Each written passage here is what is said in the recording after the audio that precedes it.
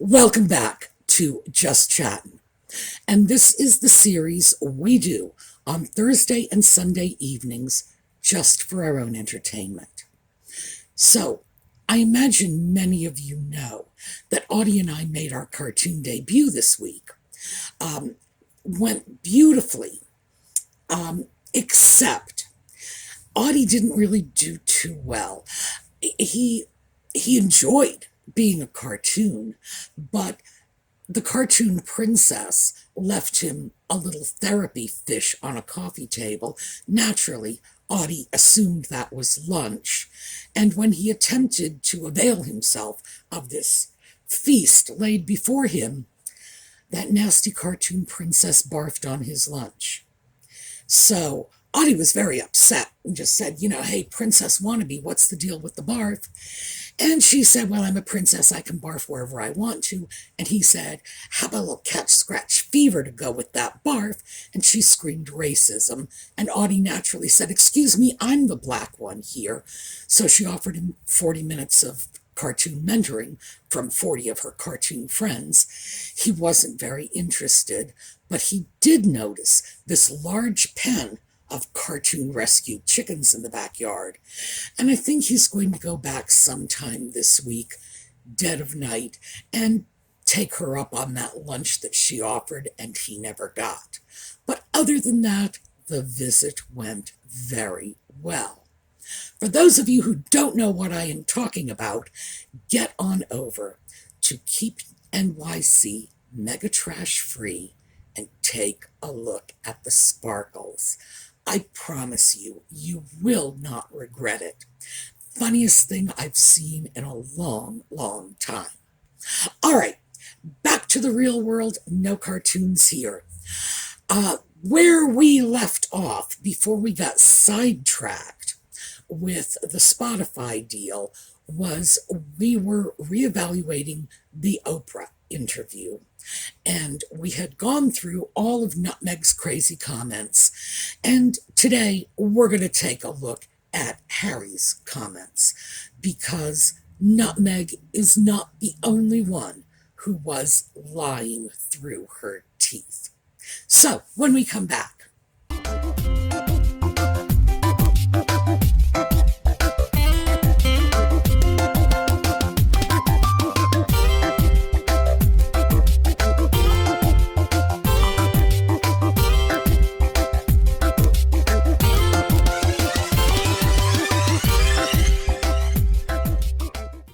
So before we get into this, let's go back to the Spotify thing.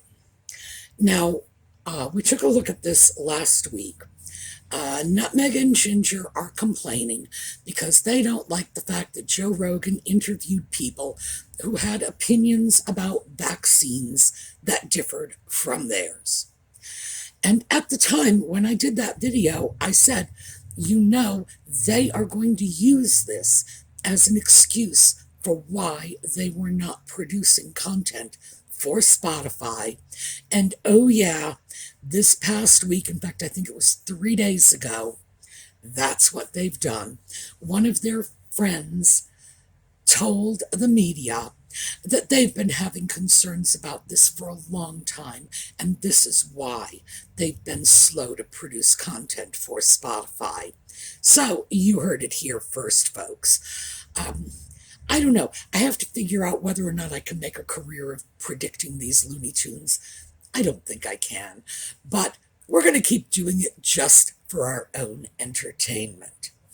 All right, let's get over to Harry and the Oprah interview, because I counted 8 full-on, outright lies from Harry. These are absolutely provable. And then there were many distortions, many shadings of the truth, mispresentation. I don't want to say representation. In other words, when they take the facts and they present them in a very skewed way to create the impression that something took place when in fact it didn't. So that's what we're going to do, and I'm going to take them in chronological order on according to the interview. But the first thing I want to deal with, because this is one of the first things Harry said when he was interviewed, was talking about his family and the fact that the baby that Nutmeg was allegedly cooking in the oven, and I know there are many of you who think she was not, he was talking about the fact that it would be a girl. And I played this over for myself many, many times. His exact quote was, very excited to have a boy and then a girl. And that was the part that I kept sticking on and going back and listening to. This is digression because it's not on topic. We're talking about the lies, but I did want to share this with you because this is the product of patriarchal thinking. Patriarchal cultures, firstborn child needs to be a boy. In many cultures in the past, if the firstborn child wasn't a boy, they'd kill it. And then the second one, a boy, well, if it was a girl, they'd kill that one too. This really happened. It's, when you look at the history, you see how very disturbed it is. But I was just listening to this so-called feminist man in the 21st century saying, but to have a boy and then a girl. No, he's not talking about having children of two different sexes, because in that case, it would have been just as well to have a girl and then a boy. No, this is someone who's definitely still thinking in that patriarchal mode. And I'm going to start keeping an eye out for that sort of thinking, that sort of comment in the future, because it was striking for me. So, share that little digression. Back to the interview. One of the first things he says after he brags about how he had a boy and then had a girl, you know, the patriarchy would be proud. He talks about the fact that his security was taken away with no notice. All right, that was when they left the UK, went to Canada, and they claim this is their justification for why they left Canada and came to the US, that security was taken with no notice. No. Absolute lie, start to finish, no. Why is that? Because Henry was born and raised in the royal family. That's all there is to it. He knows, and it's not like you should have known, he ought to have known. No, he knows that security is provided to working royals and working royals only. That means when they left and were no longer working royals, they were de facto giving up the perks. They were giving up the paid security. They were giving up the HRH titles. They were giving up the patronages, all the other stuff they gave up. Gone. So, no, was it taken away without notice? Absolutely not. He knew it would be disappearing. And this isn't even speculative, because he had a template. When Edward abdicated the throne to marry Wallis Simpson, he too lost all his goodies. He did not, by the way, lose his HRH title. It was simply something that was never given to Wallis. He was still His Royal Highness. On the other hand, he was a former king, too. So there is a difference there. But he did not retain security. He had the security while he was a working royal, when he was governor of Jamaica during the war. But when he was no longer working for the crown, he lost all those goodies. He was on his own, living on his own income. So the idea that I'm sorry, I keep doing that. That is his name. The idea that Harry was taken by surprise for this. No, that is a piece of fiction. He knew this would happen. He had to have known. Now, Nutmeg shoots in at this point and starts talking about how they should have been able to keep security because they were going to have like 1 foot in, 1 foot out, that sort of, well, we'll do some things. And she referenced the fact that there were other royals doing this. So we are going to have to take a look at that because this is part of Harry's interview. He did not in any way contradict what she was saying. So this is one of those sort of lies by omission. It's not one of my big 8 lies. It's a smaller one. We need to talk about this. Nutmeg said, we're not reinventing the wheel here. There are other royals who are in and they have their own jobs and their own. Well, let's talk about who they are. There are 3 levels of royals in terms of working royals. Those of you in the UK and the Commonwealth countries, I'm sure you already know all this. Go get yourselves a cup of tea. For those of you in the US, here's how it works. You've got your senior working royals right now.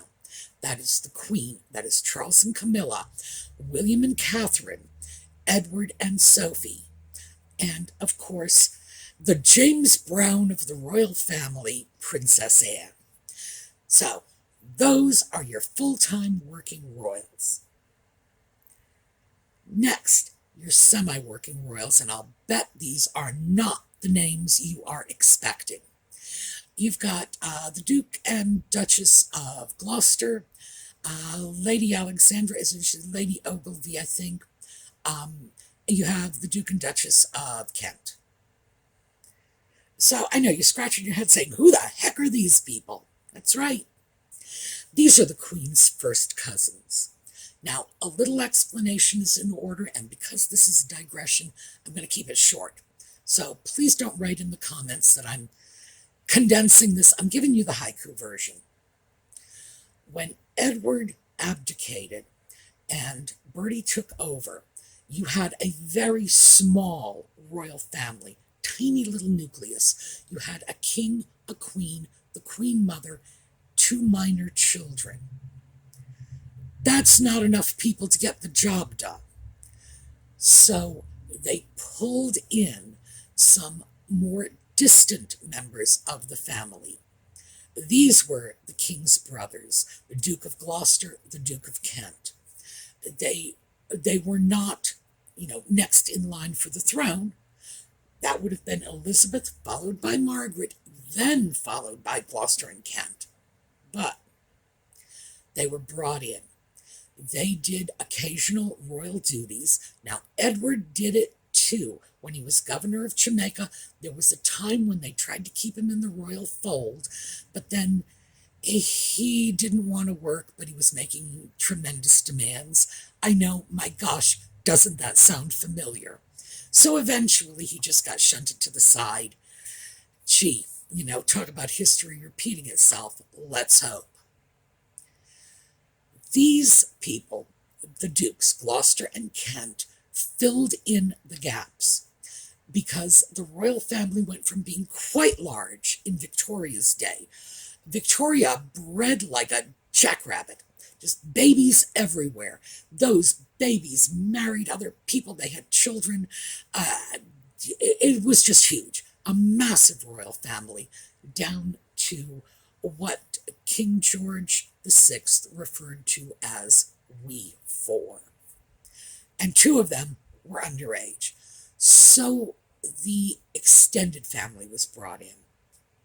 Then, when George passed on, and of course his mother had passed on before him, so Queen Mary's gone, King George is gone, then you have Elizabeth, Philip, 4 minor children, and the Queen Mother.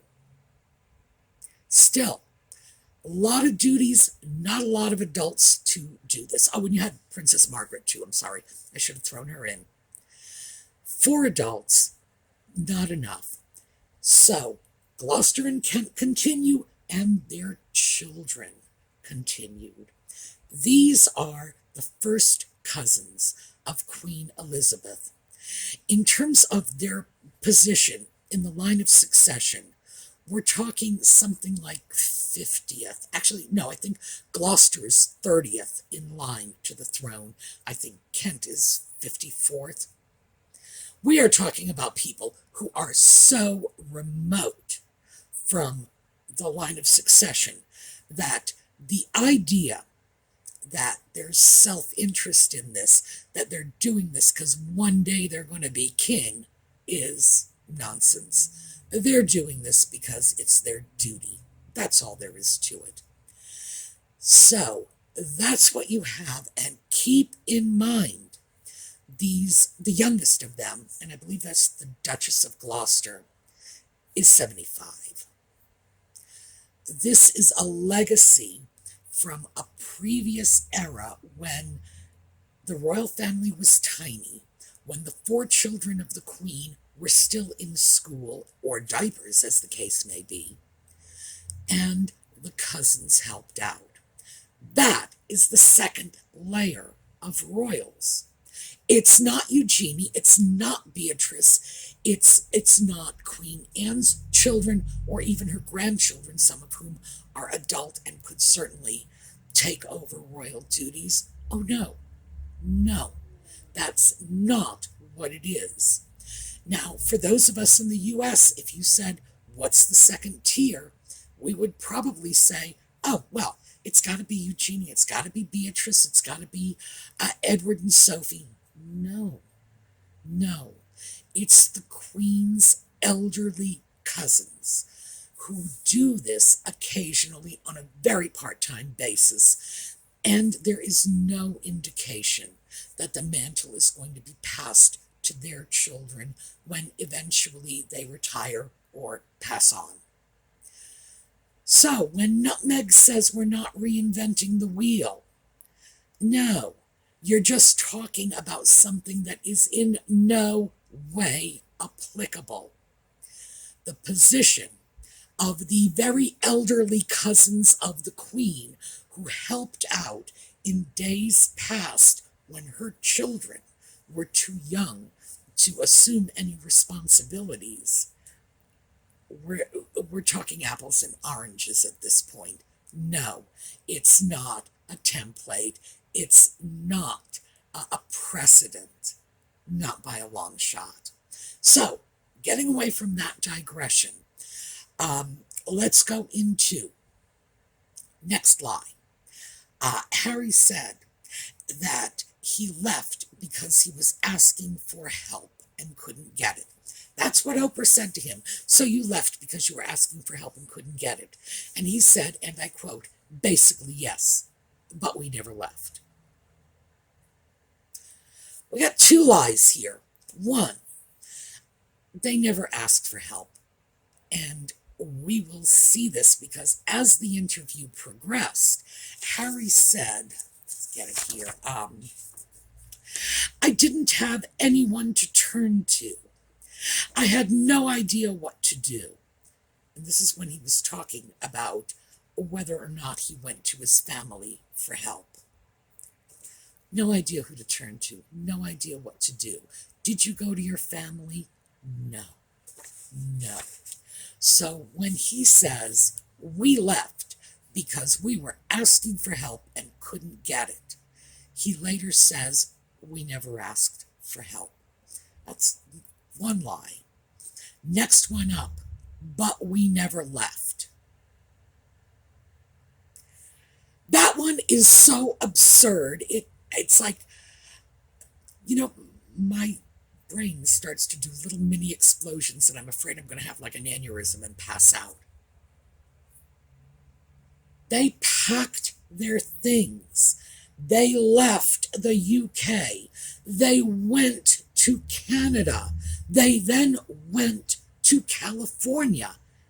How can he say, we never left?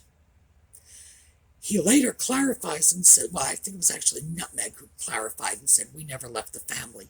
Well, you can't leave your family. Of course you never left your family. But if we want to liken this to a family business, which they like to do, anyone who's been involved in a family business knows that there's family and there's the business. If you want to, you can leave the family business in most cases. It doesn't mean you've left the family, but have you left the business? Are you no longer employed? Are you no longer going to be getting the revenue from the stock or the paycheck from the job? That would be correct, right? Of course, they left. They left the job, they left the country, they left everything they could leave. You just can't leave your family. It's not like a marriage. You can't divorce your brothers and sisters. You can't say, you're not my mom anymore. Well, I mean, you can, but you can't make it stick. There's not some legal separation mechanism. That is absurd. So, of course, they left. To say we never left the family is ridiculous. Because first of all, as I say, you can't. Did they leave the family business? Absolutely. So, 2 lies in that one. Next up, Oprah asks about the allegations that the Queen was blindsided by their decision to leave. Harry insisted he never blindsided the Queen. He said there were many, many, many conversations. Now, I'm sure there were many, many, many conversations about all kinds of things, but specifically about leaving, no, that's very unlikely. He said, and this is a quote, when we were in Canada, there were 2 conversations with the Queen and 3 with Charles. So apparently, the conversations he had about leaving were conversations he did not have until after he already left. So, was the Queen blindsided? Yeah, pretty much. Because no matter what they say about they had many, many conversations before this, clearly those conversations were not about leaving, because he specifically cites conversations that did not take place until they were already in Canada. So, yeah, he completely contradicts himself there. And I'm not about to listen to any, well, we had some conversations specifically about this time. That's not what he said. No. So anything he alleges he said prior to Canada, no. We were getting the truth when he said there were 2 conversations with the Queen and 3 with Charles while we were in Canada. Anything else is revisionism. Thank you very much. He also, and although this wasn't a lie, this was a nasty little dig. He said at that point, well, that was before my father stopped taking my calls. It's a nasty little dig. Because he later qualifies that and explains that his father stopped taking his calls because he, Harry, took matters in his own hands. In other words, he packed up and left. So naturally, his father was not inclined to continue these discussions. Harry also seemed rather surprised, as did Oprah, which is kind of ridiculous, that Charles wanted this exit thing in writing, that he wanted Harry to write something up. Like, why would anybody find that odd or unusual? If you were exiting a family, which, as I said, you really can't do, not in this country anyway. Yeah, it might be a little weird, but he was exiting the family business, in which case, of course, it should be in writing. The idea that one would do that without laying out your terms in writing is absurd. But again, that's not one of the lies. The lie here was whether or not he blindsided the Queen. And I think it's pretty clear he did, and that's from his own statements. He said, now we go back to he left because he was asking for help and couldn't get it.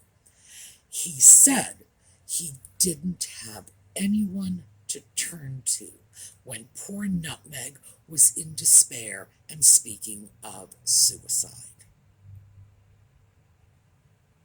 Absolute lie, complete fabrication. He had his entire family there, and he, by his own admission in the interview, said he did not talk to them about this. He did not go to them. He did not tell them. He was embarrassed. He was ashamed.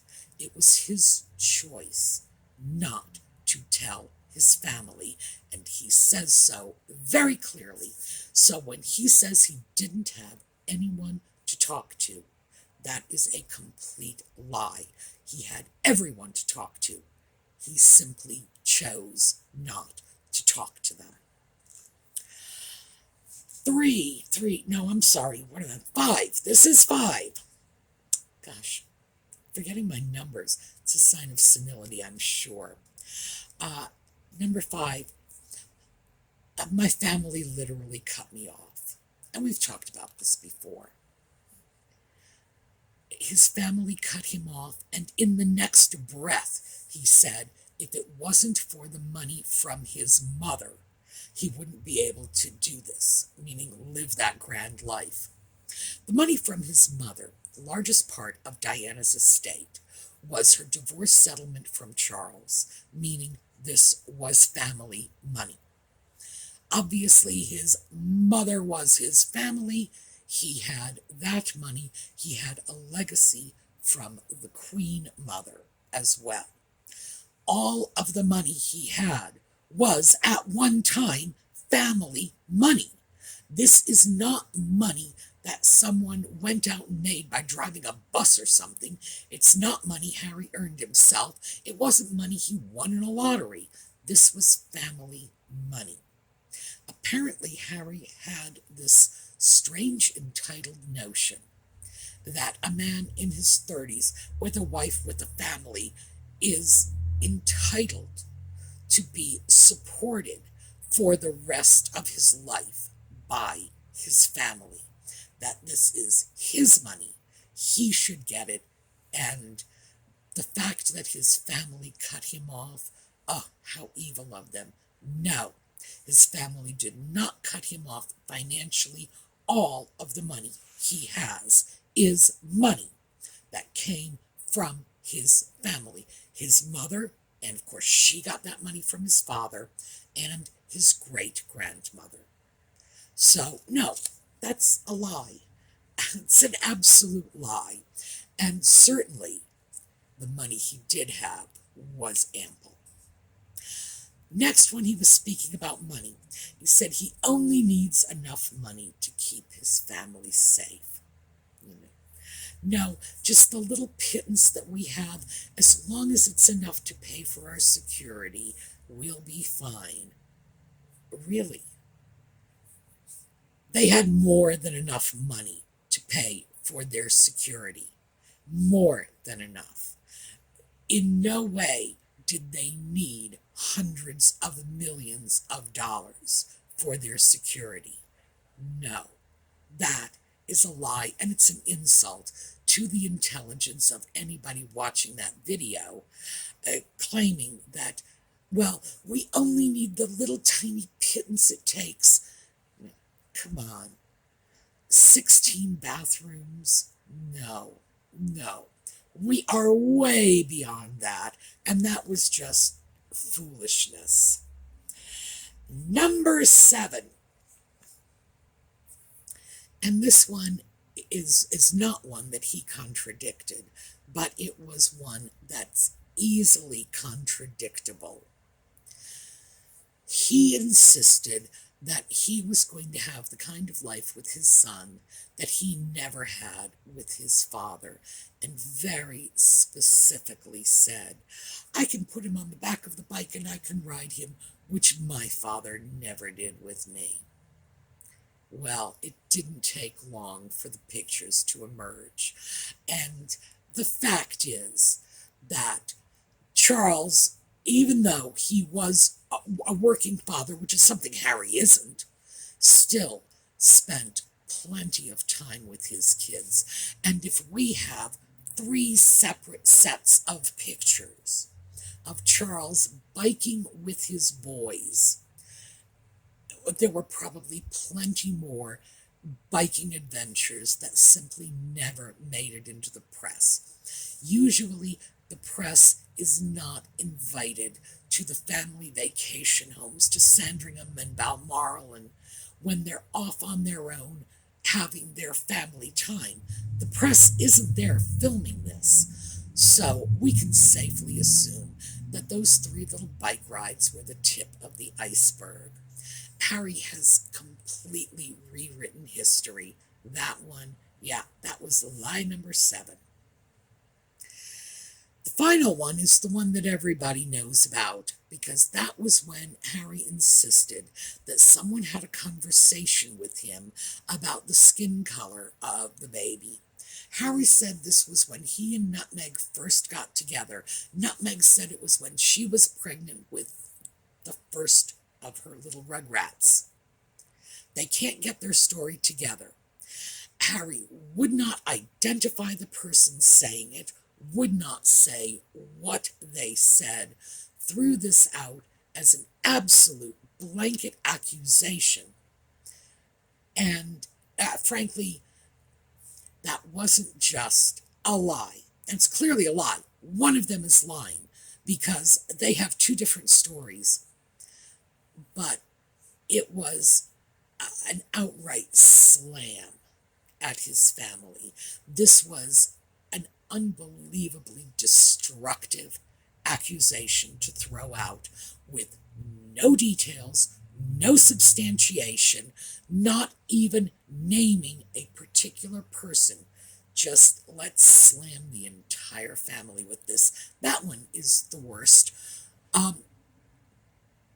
Well, no, it's tied, because the other one was when he accused the entire British press, and I think by implication the entire British nation, of racially motivated attacks against his lovely wife. That one, though, I'm not even going to call that one a lie. I think that, sort of like the skin color, is just a vicious and shameful, unsubstantiated slander. So, there you have it. We have 8 outright lies from the Oprah interview. And I do want to say, just to do a little clarification, that I've gotten comments after doing videos like this when people will say, don't you think Harry's mentally ill? Don't you think, we should back off him because he's not really playing with the full deck? Well, for starters, I agree Harry's got some serious mental problems. I absolutely agree he don't have both oars in the water. Do I think there's anything going on in his head that rises to the level of not being responsible for what he's saying or doing? Absolutely not. Absolutely not. He certainly has issues. He certainly has mental health issues. I'm sure he has some degree of cognitive issues as well, because it's very hard to be that stupid without some level of disability kicking in at some point. Does he get a free pass for it? No. No. This is not a man who does not know the difference between right and wrong. Period. So, am I backing away? No, I'm not. I do believe he's got serious issues. I think there's probably more than a little bit of Stockholm syndrome going on here. But do I think he's responsible? Absolutely. That long stack of lies, the venom, the just the malice he holds toward everybody and everything that's crossed his path. No, he's accountable for that. That is not something you can write off to some sort of mental impairment. No. So, yeah, I think the guy's got some serious issues. But no, I'm not letting him off the hook. All right, that's what we have for you this week. If you have not seen The Sparkles, get on over there, take a look. I promise you will not be sorry, because I've been watching those videos since they first came out, and I know the meaning of the word literally, so not like Harry when he says his family literally cut him off. I literally go over and watch The Sparkles, 1 or 2 episodes, gosh, 4 or 5 times a day. Anything goes wrong, I want to laugh, bang, I'm right over there. I want to see that because it's so funny. All right, we are going to do a little slideshow on the way out. Be sure to go over to the SueMe's Angels Facebook page. Sign up for the giveaways. Stick around for the companionship. They are a great bunch of people. And as always, I want your comments. Tell me what you think. If you think there were lies in that interview that I missed, you let me know. And as usual, I'm always open to your ideas about where we want to go to next. Have a terrific day, and I will see you all again Sunday night, but Saturday and Sunday morning for the thrifting videos.